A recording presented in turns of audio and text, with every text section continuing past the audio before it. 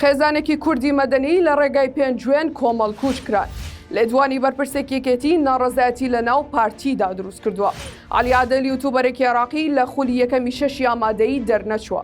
لاتی وارنیوز سڵاوتان لێبێت. من هودا عوسمان سێ هەواڵتان پێشکەش دەکەم.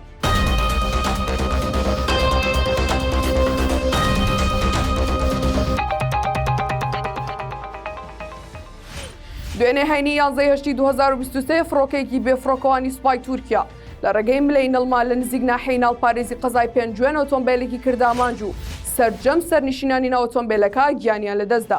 بە پەیزانیەرەکان و خێزانە بەڕێگاوە بوون بۆ بینینی کچەکەیان بە ناوی ڕیام حەسەن کە لە زانکۆی پزیشکی کوردستان لە سنە خوێندکارە.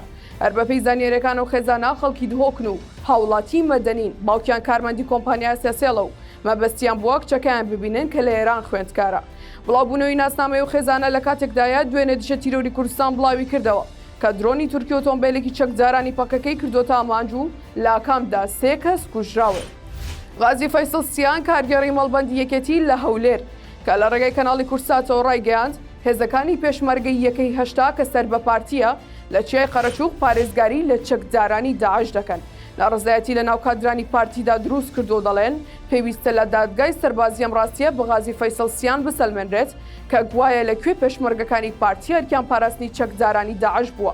لە کاتێکدا پارتی و هێزەکانی پێشمەرگەی پارتی بە هەزاران قوربانیان داوە لە پێناوی ئازادی و ڕزگاری ئەم هەرێمە.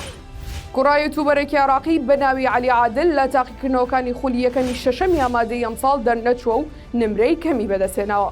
شکستی ئەم گەنجە لە خوێندنگا لە کاتێکدایە کە لە پێشوودا ئەم گەنجە لەلایەن سەرۆکوەزیرانی پێشووی عێراق موستەفا کازمی و چەندین بەرپرسی تریشەوە لە هەرێمی کوردستان پێشوازی لێکرا. سێ هەواڵم پێشکەشکردن کاتێکی شات.